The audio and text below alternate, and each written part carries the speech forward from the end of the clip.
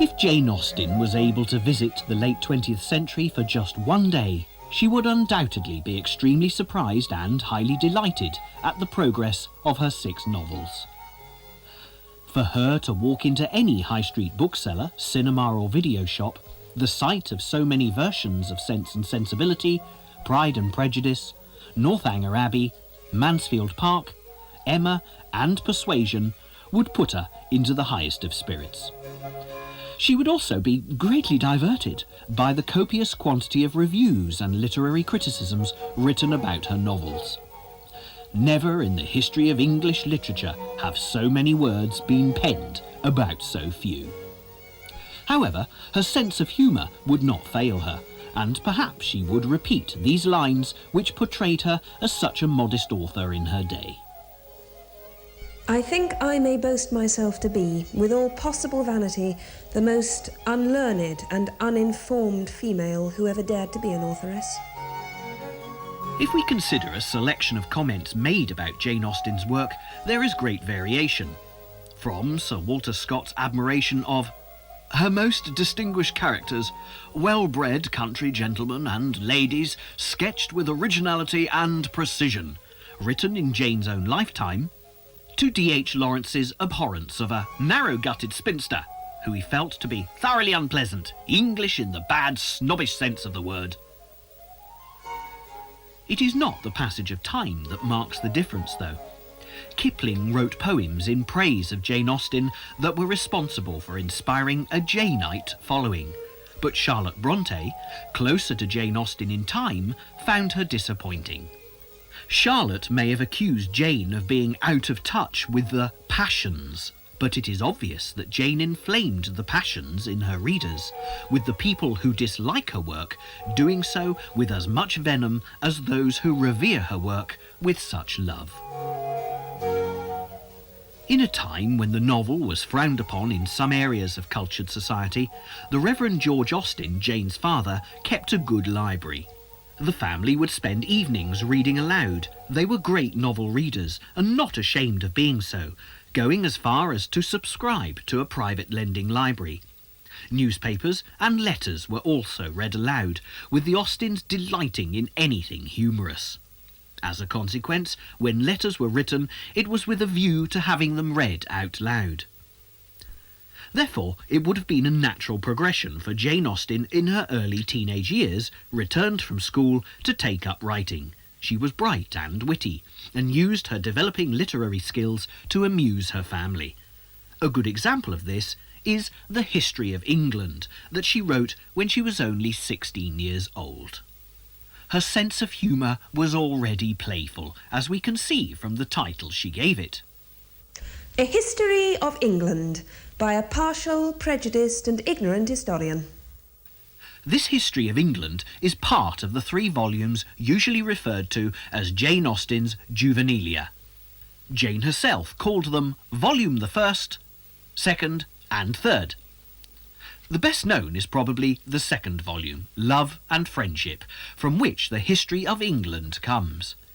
These notebooks are full of tales and family jokes, and although these have all been published, Jane Austen obviously felt her youthful years could have been better spent. Her niece, Caroline, remembers her Aunt Jane's warning, If I would take her advice, I should cease writing till I was 16. She had herself often wished she had read more and written less in the corresponding years of her own life. Despite this comment, Jane Austen was well read and, as we've already mentioned, was an unashamed admirer of the English novel. In Jane Austen's day, the novel still had a dubious reputation because of its initial tendency in the 17th century to be associated with romance and illicit love. The novel which did much to change people's attitude and perhaps has the best claim to be the first English novel is Daniel Defoe's Robinson Crusoe, published in 1719. The strongest feature is its powerful narrative, and although a desert island is a romantic enough notion, the psychological explorations of Crusoe staying sane are a million miles away from the love trysts of the genre's early examples. The next landmark for Jane would have been Samuel Richardson's Pamela, published in 1740. This one, if not about romance exactly, certainly held true to the original novel subject matter of illicit love. Written in letter form, it looks at the seduction of the heroine, Pamela, and her attempts to maintain her virtue. There were complaints of impropriety, and Richardson did modify his work. Richardson had significant influence on Jane Austen's work, as did Samuel Johnson. Johnson is perhaps best known for producing the first English dictionary, but it was the quality of his fine moral writing which impressed Jane so much. She also loved the humour of the very earthy Tom Jones by Henry Fielding, which was published in 1749. There was, however, a more serious side to Fielding. He was a magistrate who fought hard against corruption, and there are difficult issues tackled in his work. Less serious a little later, and a great influence on the work of Jane Austen, were the novels of Fanny Burney.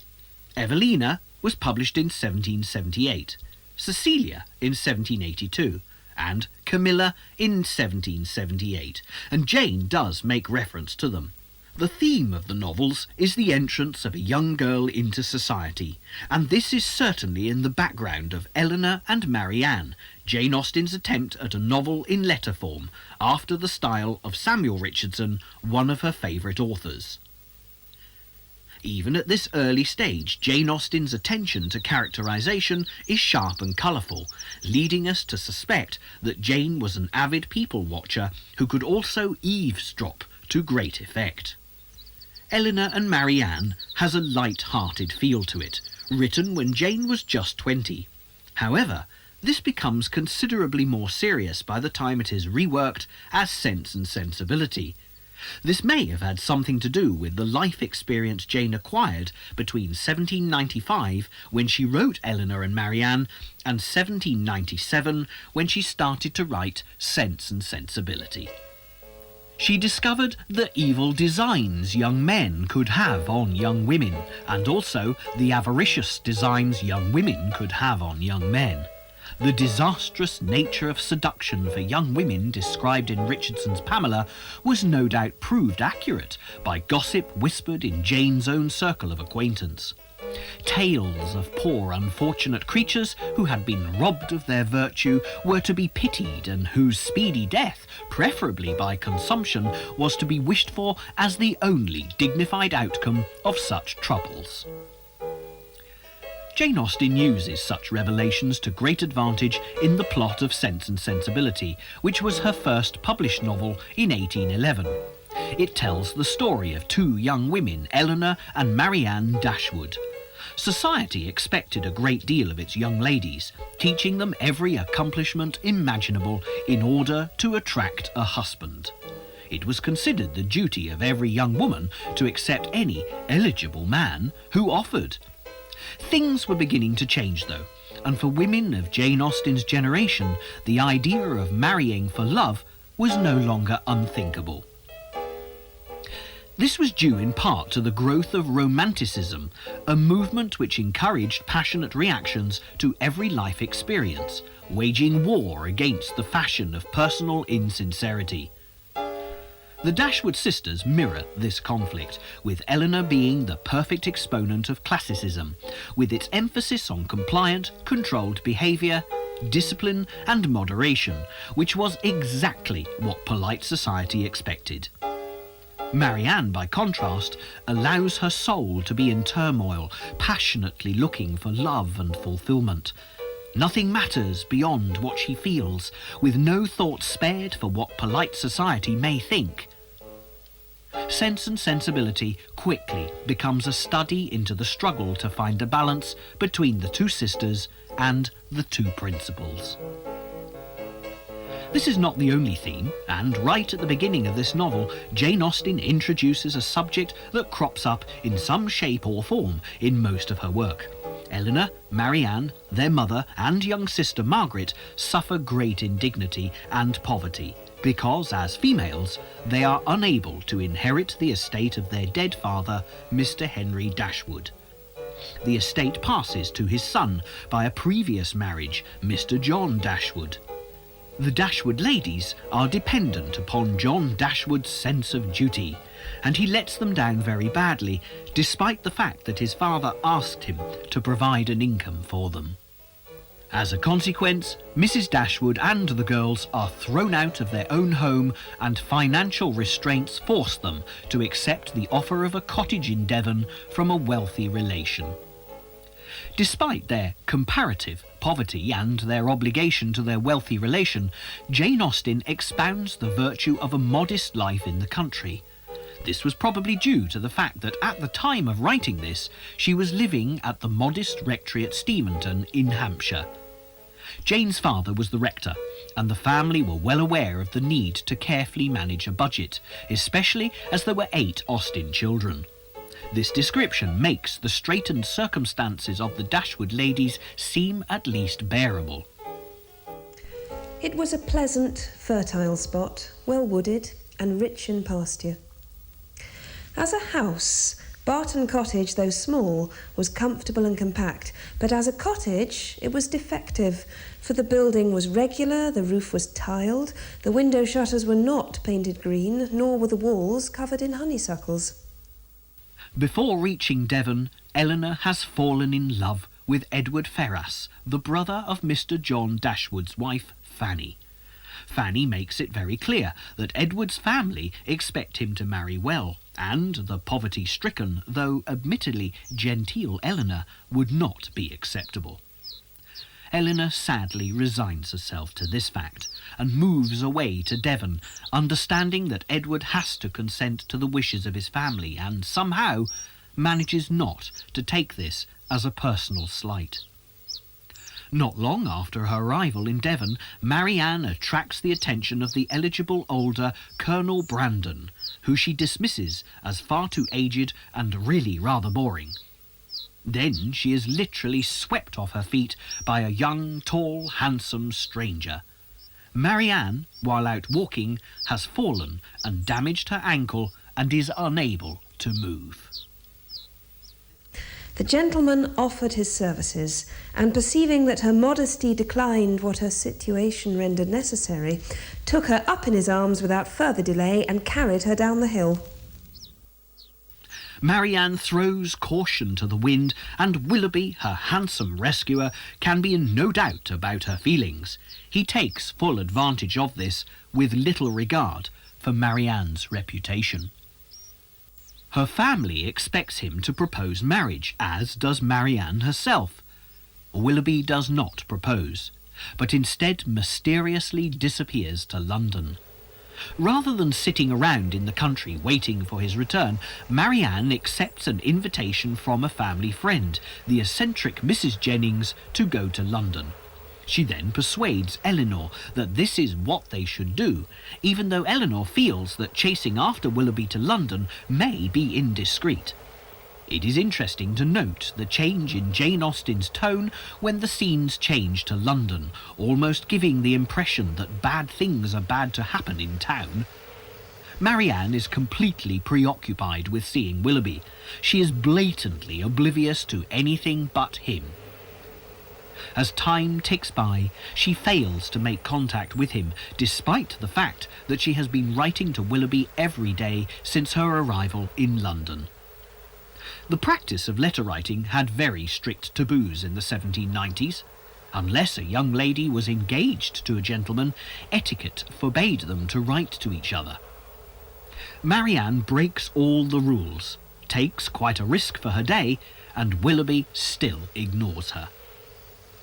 When they accidentally meet at a ball, he is very uncomfortable and embarrassed, as he has become engaged to an heiress, a situation necessitated by his financial needs. This passage portrays Marianne's realization that her love for Willoughby is futile, and she expresses her horror in such shocking terms that the entire assembly can't help but notice. Eleanor was robbed of all presence of mind by such an address and was unable to say a word. But the feelings of her sister were instantly expressed. Her face crimsoned over, and she exclaimed in a voice of the greatest emotion, "Good God, Willoughby, what is the meaning of this?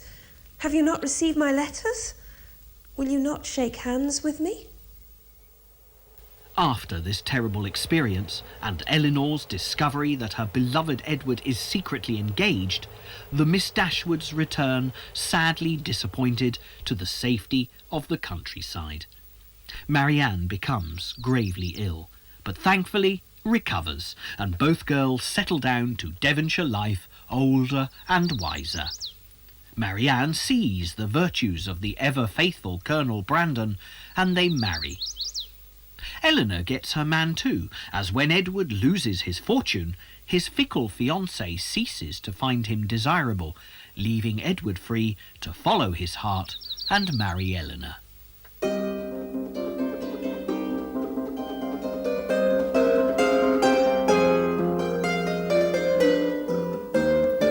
Jane Austen relied on her worldly-wise older brother Henry to help her get Sense and Sensibility published. There would have been 3 options open to her publisher, Thomas Egerton. If he had felt confident, he could have bought the copyright outright. If he was less confident, he could have offered to pay the publishing costs and take a share of the receipts. In this case, he must have felt he was taking a gamble, as he offered to publish on commission. This meant Jane Austen covering her own printing costs, but taking all the receipts and paying Egerton a handling fee.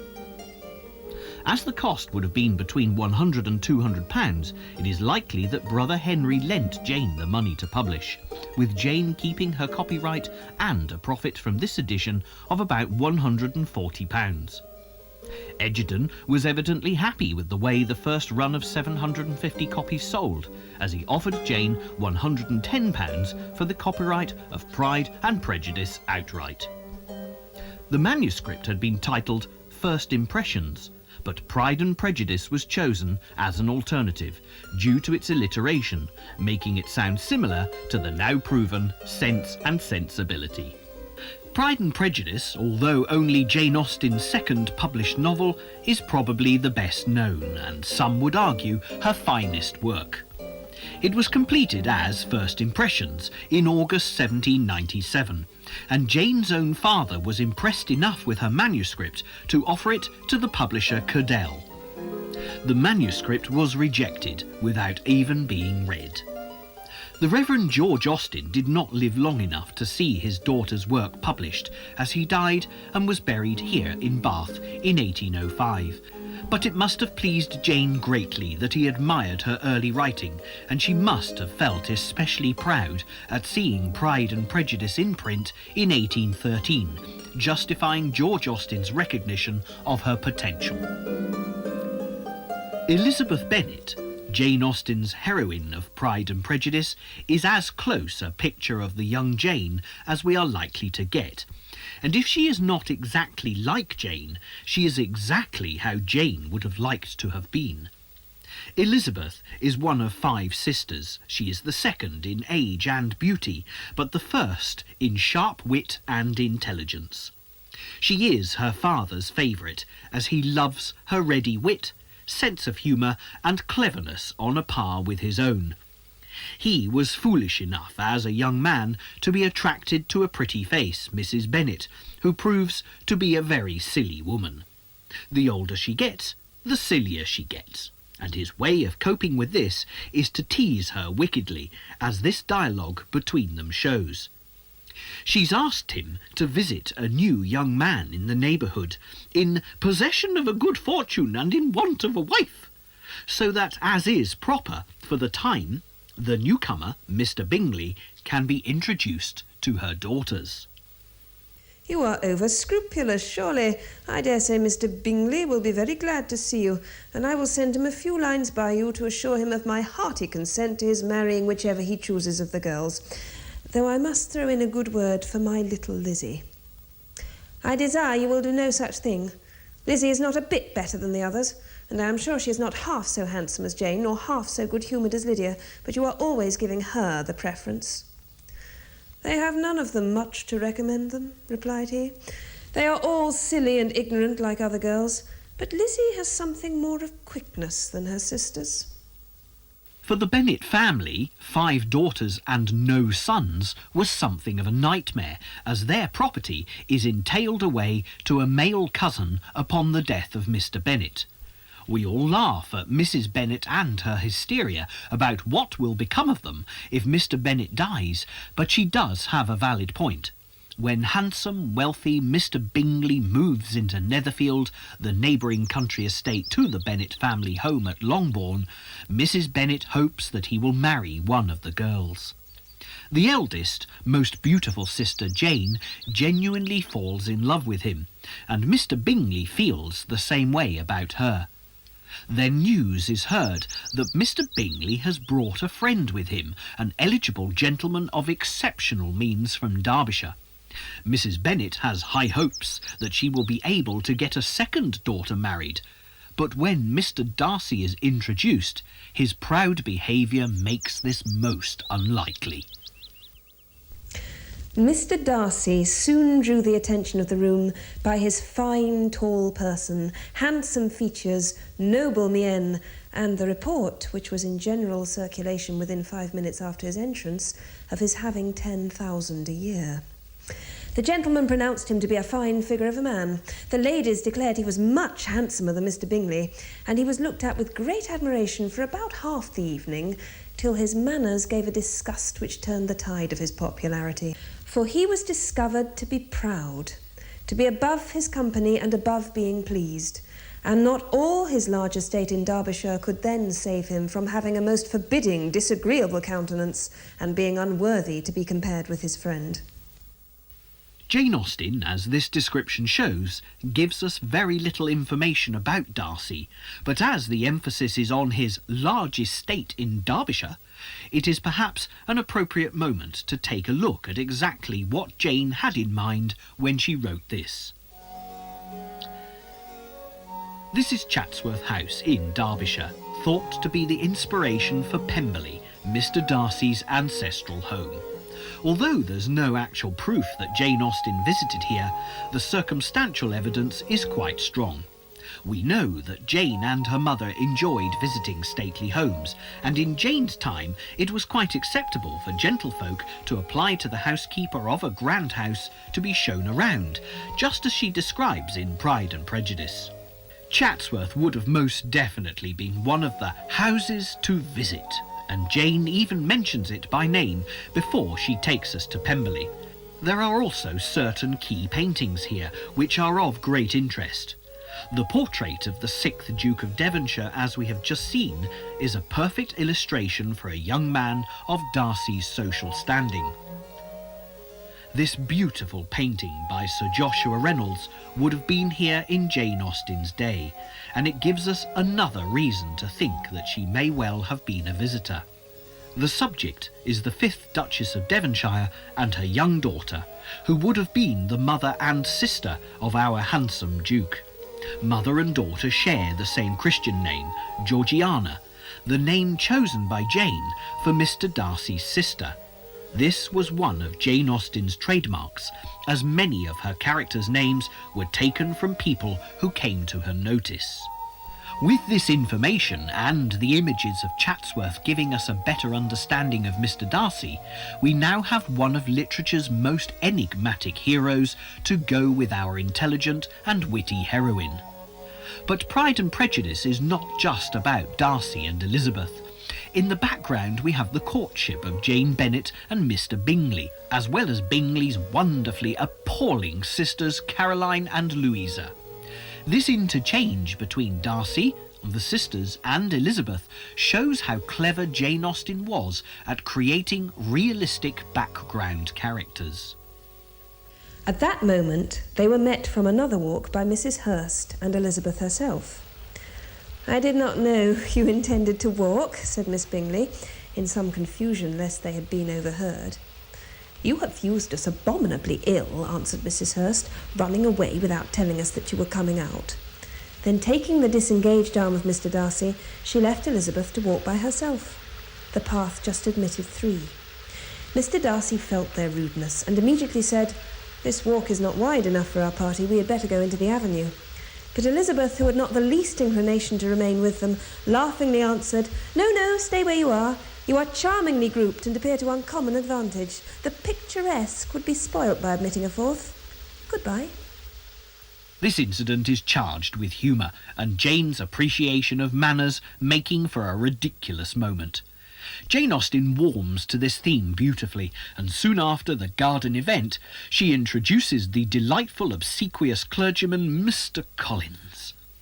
Mr. Collins is the male cousin who will inherit Longbourn upon the death of Mr. Bennet, and he has been ordered by Lady Catherine de Bourgh, his much esteemed patroness, to find a wife, and he decides to make amends to the Bennet girls by choosing one of them. This dubious honour falls to Elizabeth, and we learn a lot about her character from the incident, as despite her mother's entreaties, she refuses him, and when forced to speak her mind, she does so with much spirit. I thank you again and again for the honour you have done me in your proposals, but to accept them is absolutely impossible. My feelings in every respect forbid it. Can I speak plainer? Do not consider me now as an elegant female intending to plague you, but as a rational creature speaking the truth from her heart. The dialogue which then follows between Elizabeth, her mother and her father shows Jane Austen at her brilliant best. With very few words, she sums up the characters of Mr. and Mrs. Bennet, and she also achieves considerable sympathy from the reader for her heroine. Mrs. Bennet delivers these lines with escalating hysteria.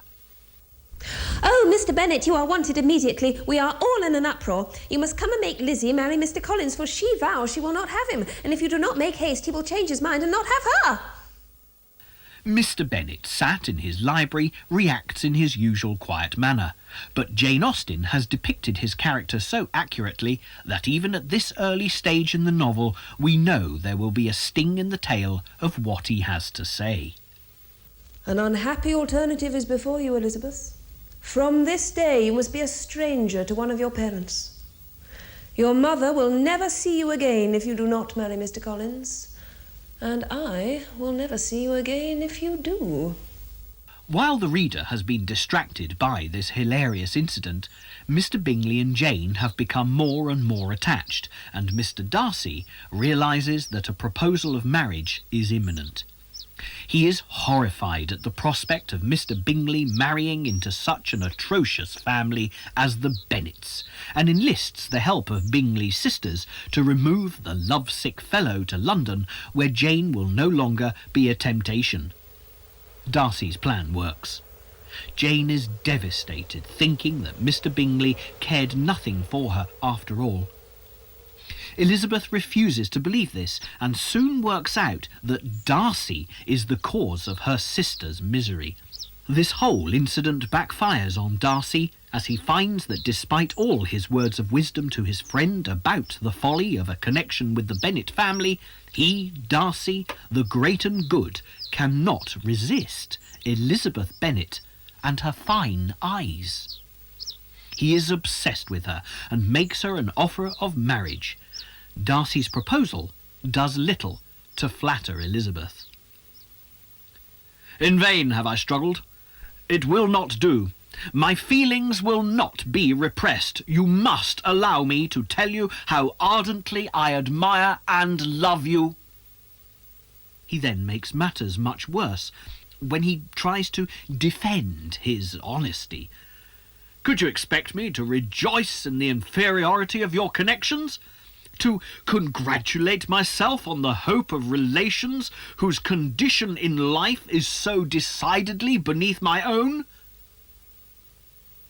Elizabeth, needless to say, refuses him, and the story progresses with both hero and heroine learning the error of their pride and prejudice, respectively. When Elizabeth finds herself at Pemberley, Mr. Darcy's estate in Derbyshire, she has to admit that it is a property that justifies a degree of pride. Elizabeth was delighted. She had never seen a place for which nature had done more, or where natural beauty had been so little counteracted by an awkward taste.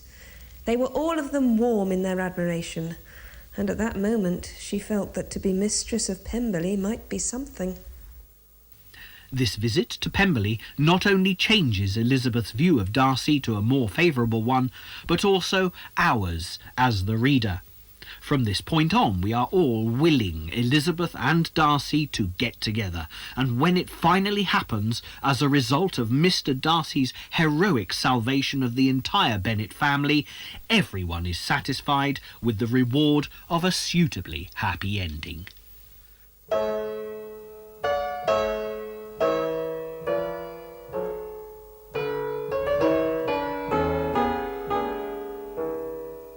Of all Jane Austen's novels, Pride and Prejudice is the best known.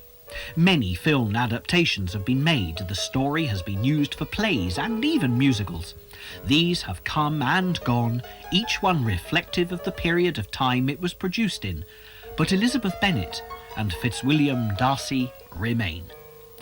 It's been suggested that Darcy is little more than a device to get Elizabeth well married, but having considered the general public's reaction to more recent productions, Mr. Darcy certainly still manages to set female hearts aflutter. As for Elizabeth, Jane Austen says, I confess I think her as delightful a creature as ever appeared in print. And how I shall be able to tolerate those who do not like her, at least, I do not know. The fact that readers today continue to fall in love with Elizabeth is testimony to Jane Austen's skill as a writer. Northanger Abbey, although not the next novel to be published, logically belongs to the group of 3 novels drafted while Jane was living at the rectory at Steventon. It was not published until after Jane's death in 1817, but ironically, it was the first work that she sold. In its original form, the manuscript was sold to the publisher Richard Crosby for £10 in 1803. Then titled Susan, the novel failed to appear in print, really disappointing Jane. As time went on, her disappointment turned to dislike of Mr. Crosby, and this became even worse when she inquired after the fate of Susan. Mr. Crosby, apparently, with little consideration for her feelings, answered that he was not in any way bound to publish it, and if she didn't like it, she could buy it back for £10. She didn't take him up on this until 1816, when Henry supervised the purchase. By this time, she had experienced considerable success with her other titles, but as this had been anonymously, Crosby had no idea of the value of what he was selling, and Henry Austen was wise enough not to enlighten him. At this time, Jane Austen revised the manuscript as far as she could, but a great deal of time had passed and a great many changes had taken place since its origins in the late 1790s. George III, who was on the throne for the whole of Jane's lifetime, had become ill in 1788. We now know that the poor king was suffering from porphyria, which, with the benefit of hindsight, explains his very disturbed behaviour. Unfortunately, the physicians of the day translated this as madness, and his son, the indolent Prince George, used this against his father to try and take power, succeeding with the passing of the Regency Act in 1811. Britain had been at war with France since Jane was 17, and she was nearly 40 when it ended with the Battle of Waterloo in 1815. With 2 brothers in the Navy, Jane was very aware of what was going on, hearing much about Napoleon, and no doubt much enjoyed hearing news of Nelson's victory over him at the Battle of Trafalgar in 1805. The French Revolution had shaken the aristocratic order of Britain, as had the loss of the American colonies in the American War of Independence. The egalitarian propaganda that started to appear was living proof that an aristocratic hierarchy was not the only way to run a country. This, combined with our own industrial revolution, was making for great change in the British social landscape. Northanger Abbey begins in the imaginary Wiltshire village of Fullerton. Catherine Morland, our unlikely heroine, is the daughter of a clergyman and one of 10 children. Here Jane was writing from experience, as she undoubtedly is doing in this extract. This green slope is at the site of the rectory in Steventon, where Jane would have played as a child. What a strange, unaccountable character. For with all these symptoms of profligacy at 10 years old, she had neither a bad heart nor a bad temper, was seldom stubborn, scarcely ever quarrelsome, and very kind to the little ones with few interruptions of tyranny. She was, moreover, noisy and wild, hated confinement and cleanliness, and loved nothing so well in the world as rolling down the green slope at the back of the house. Catherine's love of dirt soon gives way to an improved complexion and curling hair. Then she's fortunate enough to be taken to Bath as the companion of Mrs. Allen, mistress of the chief property in Fullerton. Soon after arriving in Bath, she meets Isabella Thorpe, and they greatly enjoy each other's company, reading novels and sampling the delights of Bath. Bath provides the hero necessary for Catherine to fall in love with, and he's rather pleasant. Henry Tilney is handsome, clever and very sensible. When Catherine visits Northanger Abbey, his family home, a Gothic horror of a property, she allows her novel reading to influence her judgment. Catherine's imagination runs away with her. General Tilney, Henry's father, is a good old-fashioned snob. The only reason he's invited Catherine to visit Northanger Abbey is because of a report that he's heard about Catherine's rich family.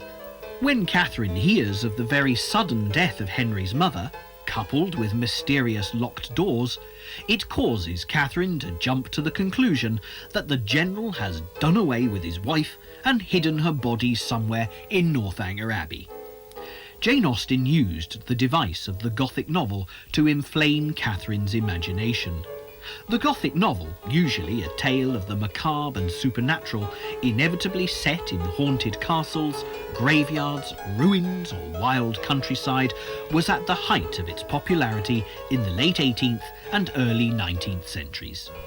Some Gothic novelists even went as far as to build houses based upon their Gothic fantasies. Strawberry Hill at Twickenham being a prime example. Henry has all the traits of a classical young man who disapproves of Gothic novels like Anne Radcliffe's Mysteries of Udolpho, but uses his sense of balance to understand Catherine's hysteria. Dear Miss Morland, consider the dreadful nature of the suspicions you have entertained. What have you been judging from? Remember the country and the age in which we live. Remember that we are English, that we are Christians. General Tilney knows nothing of Catherine's suspicions, but hears from the same source that told him of Catherine's richness that Catherine is in fact very poor. The general virtually throws her out of Northanger Abbey, never to darken their doors again, and forbids Henry to see her. Henry loves Catherine too much to let her go, follows her home and proposes. In the end, the general is mollified by the marriage of his daughter to a peer, and the proof that Catherine was not as poor as he thought, as both reports of her financial status were as inaccurate as each other.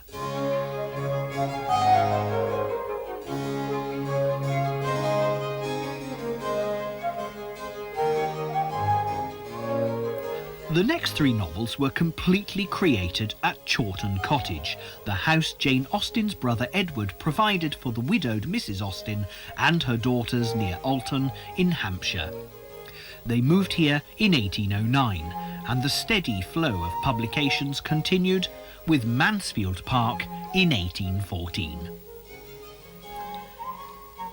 Just as with Elizabeth Bennet's character being the backbone of Pride and Prejudice, we have a similar situation in Mansfield Park. Fanny Price is the substance of Mansfield Park. Here, though, is where the similarities end. We meet Fanny when she's only 10 years old, an interesting development for Jane Austen, exploring her heroine at a younger age. The Victorian novelists who followed Jane Austen's lead used this technique very well. Charlotte Bronte's Jane Eyre and George Eliot's Maggie Tulliver in Mill on the Floss, to name but two. Fanny has been sent from her poverty-stricken family in Portsmouth to be brought up by her rich relations, Sir Thomas and Lady Bertram, at Mansfield Park in Northamptonshire. This is a situation Jane Austen actually had first-hand experience of, as her brother Edward had been adopted by rich relations who had no children of their own. Although this may have seemed a perfectly logical solution, as Jane's family had more mouths to feed than they could manage, young Edward must nevertheless have been awestruck by the huge estate he arrived at in Kent. Jane Austen perhaps expresses these feelings when Fanny arrives at Mansfield Park. The grandeur of the house astonished but could not console her. The rooms were too large for her to move with ease. Whatever she touched, she expected to injure, and she crept about in constant terror of something or other, often retreating towards her own chamber to cry. And the little girl who was spoken of in the drawing-room when she left it at night, as seeming so desirably sensible of her peculiar good fortune, ended everyday's sorrows by sobbing herself to sleep. Unlike Jane Austen's brother, who was the only child in the new household, Fanny has cousins to contend with. Tom, the eldest, is 17, Edmund is 16, and they are followed by the Miss Bertrams, Maria and Julia. As Fanny grows up, it is Edmund who forms a special friendship with her, as he's very kind. He helps her to write home to her beloved younger brother William, who has joined the Navy. When William gives Fanny a little amber cross, it is Edmund who provides the chain for her to wear it upon. These crosses were given to Jane and sister Cassandra by younger brother Charles, who of course was also in the Navy. It is accepted that William Price is based on Charles Austen. The consequence of Edmund's kindness is Fanny's undying love and devotion to him. Fanny is a very good girl who grows into a serious young woman. A sense of duty is a very strong motivating factor, and as with Jane herself, she's constantly juggling the principles of love, money and duty. She is a very stark contrast to her cousins Maria and Julia, who lack Fanny's moral fibre, which in Maria's case causes her to come to a bad end. Jane Austen uses the clever device of the cousins performing a play within the plot of the novel. Friends of the family, the charming Henry Crawford and his beautiful sister Mary are enlisted for the cast, as is Maria's fiancé, Mr. Rushworth.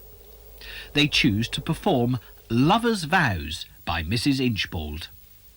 Fanny wants no part of it, and the Bertram girls behave atrociously. True to Fanny's prediction, all ends in tears. As the story proceeds, Edmund falls under the spell of Mary Crawford, and Fanny is pursued by the rakish Henry Crawford. When Henry proposes, the Bertram family become very angry with Fanny when she refuses him. They think it her duty to marry him despite his improper behaviour with the engaged Maria. It is interesting to speculate here that the goodness of Fanny could have saved Henry Crawford, as could Edmund have helped Mary. Fanny sticks to her guns, and Henry, true to form, runs away with the now married Maria. When Mary Crawford refuses to condemn her brother's actions, Edmund realises the flaws in her character. Enter stage left, good, faithful Fanny, whose determination to do what is right is rewarded by a proposal from Edmund. Mansfield Park was published, like Sense and Sensibility and Pride and Prejudice, by Thomas Egerton. On the 9th of May 1814, he placed this advertisement in the Star. Mansfield Park, a novel, in 3 volumes, by the author of Sense and Sensibility and Pride and Prejudice. It must have been disappointing to Jane Austen when the journals were silent. There were no reviews, and although some people found the novel entertaining, even members of Jane's own family had difficulty liking Miss Fanny Price. Mrs. Austen found her insipid, and Jane's niece Anna couldn't bear her. The reception of Fanny, combined with the fact that Edmund Bertram is no Mr. Darcy, definitely prevented Mansfield Park becoming as successful as Pride and Prejudice. However, Egerton did sell his first run of 1,250 copies by November, but he refused to print a second edition. This was enough to set Jane looking for a new publisher for her next novel, Emma. She was confident about this novel, even allowing the reader the freedom to dislike her heroine. I am going to take a heroine whom no one but myself will much like. Jane Austen knew that a heroine like Emma, who we would love to hate, particularly in the early part of the novel, would enhance her story. Just as with Pride and Prejudice, she opens Emma very quickly, and we are soon equally engrossed. Emma Woodhouse, handsome, clever and rich, with a comfortable home and happy disposition, seemed to unite some of the best blessings of existence, and had lived nearly 21 years in the world with very little to distress or vex her. Emma and her father, the neurotic Mr. Woodhouse, occupy Hartfield, the grandest house in Highbury, a large village. Here we see the town of Leatherhead, which according to Jane's nephew James Austen Leigh was the inspiration for Highbury. I am writing to say that my aunt, Miss Jane Austen, once told me that the Highbury described in her novel Emma was the town of Leatherhead. Emma considers herself to be the grand lady of the village, and with no one but her doting father to correct her, she causes havoc, trying to arrange marriages for all those around her. That is, until her older, handsome brother-in-law, Mr. Knightley, tries to take her in hand and stop her meddling. As the story develops, a mystery unfolds before us, and the reader needs to turn detective. Handsome newcomer Frank Churchill seems to have a very strange effect on genteel, educated, but catastrophically poor Jane Fairfax, the niece of well-intentioned but eccentric Miss Bates. Emma is taken in by Mr. Churchill and, egged on by his indiscreet behaviour, is unforgivably rude to Miss Bates on a visit they all make to Box Hill. In her heart, Emma knows she's done wrong, but she tries to laugh it off as a silly joke. Mr. Knightley tells her in no uncertain terms that she of all people should have known better. He also warns her about Frank Churchill, so when the Frank Churchill and Jane Fairfax riddle is answered, Emma has her own mortification to deal with, as well as knowing that she should have listened to Mr. Knightley. It is at this point when Emma is at her most vulnerable, coping with painful self-enlightenment, that Mr. Knightley declares his love for her. Emma has the grace to accept him and appreciate his value to her. It is not only Emma, however, who learns from these experiences. Jane Austen seems to thoroughly enjoy shaking up Mr. Knightley. For a man who has said precisely what he thinks at every previous point in the novel, this proposal takes a bit of deciphering. Here Jane Austen's style has matured richly, charging this passage with more than humour. There is a real understanding of the nature of the human condition. "I cannot make speeches, Emma," he soon resumed, and in a tone of such sincere, decided, intelligible tenderness, and was tolerably convincing. "If I loved you less, I might be able to talk about it more, but you know what I am. You hear nothing but truth from me. I have blamed you and lectured you, and you have borne it as no other woman in England would have borne it. Bear with the truths I would tell you now, dearest Emma, as well as you have borne with them. The manner, perhaps, may have as little to recommend them. God knows I have been a very indifferent lover, but you understand me. Yes, you see, you understand my feelings, and will return them if you can."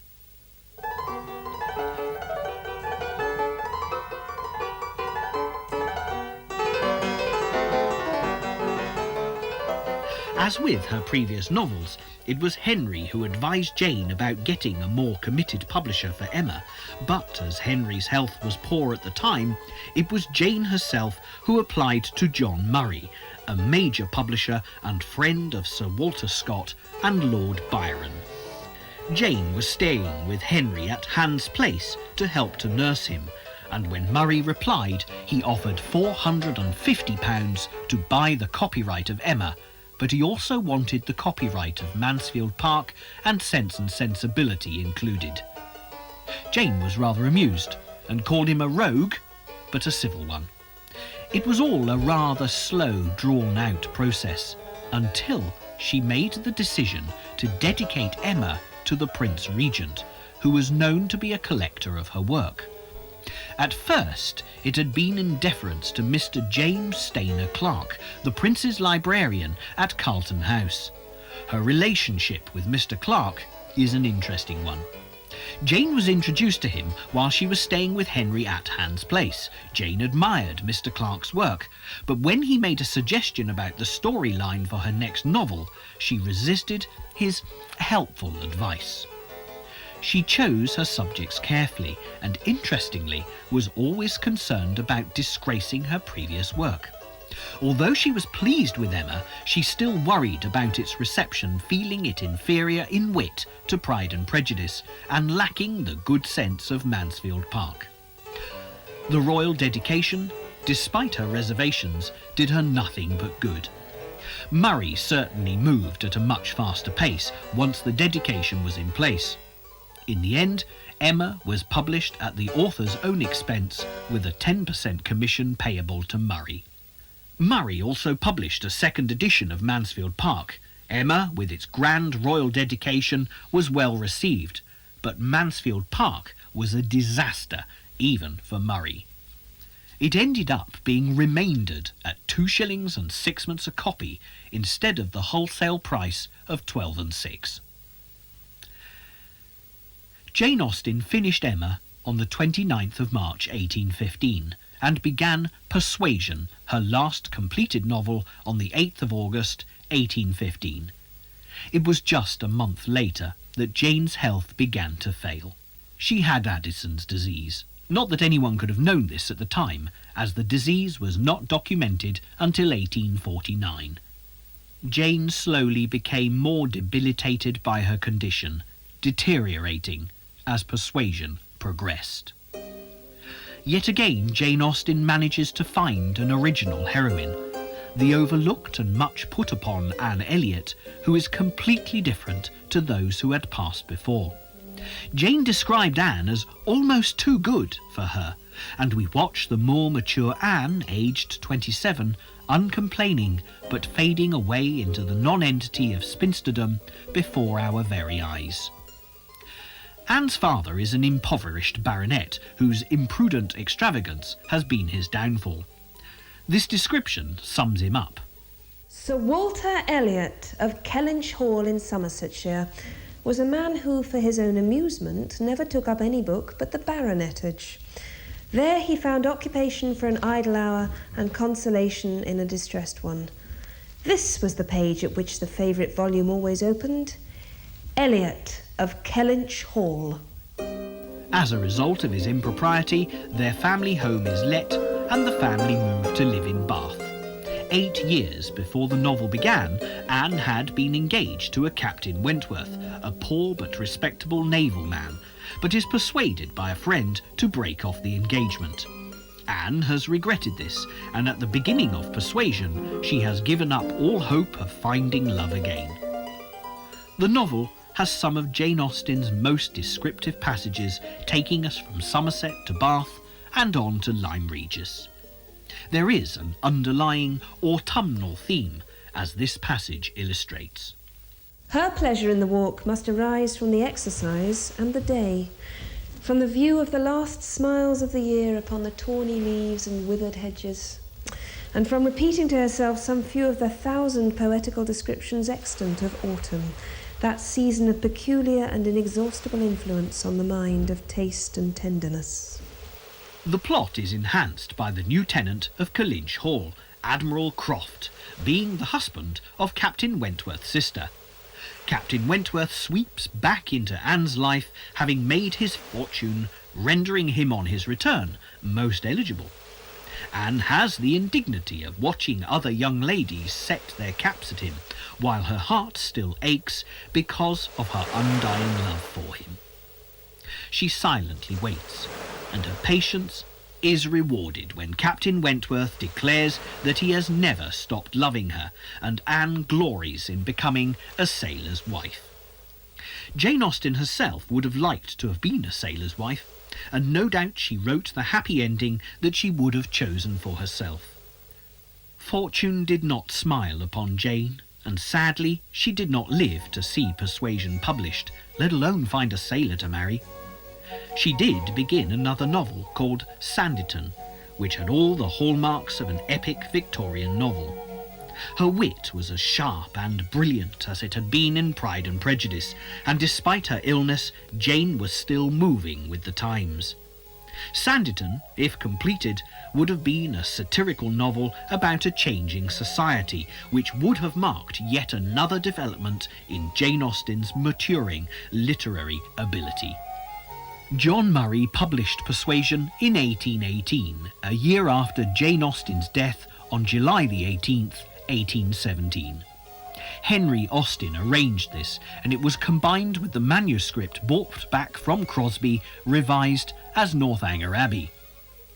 Although Jane Austen enjoyed the thought of earning money from her writing, she spent very little of it, and her beloved sister Cassandra inherited the grand sum of £561 and 2 shillings.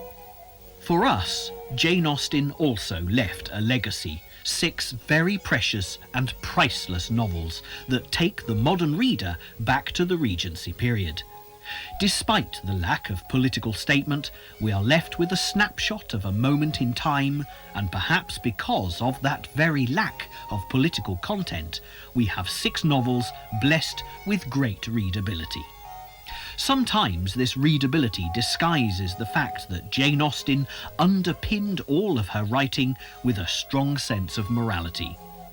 Jane may have allowed us to laugh at her characters who lacked moral fibre, but no good comes of any of them. It is only the naturally good or the morally reformed who win through in the end. By using humour so effectively, we perhaps accept Jane Austen's moral judgments far more readily than we would if her writing had taken a more serious tone. It is appropriate, therefore, to give Jane Austen the last word, because it was she who understood better than anyone else, past, present or future, just exactly what she was capable of. She stuck to what she did well, did it in her own way, and refused to be swayed by flattery to be anything less than true to herself. This is the secret of her success. I could not sit seriously down to write a serious romance under any other motive than to save my life. And if it were indispensable for me to keep it up and never relax into laughing at myself or at other people, I'm sure I should be hung before I'd finished the first chapter. No, I must keep to my own style and go on in my own way. And though I may never succeed again in that, I am convinced that I should totally fail in any other.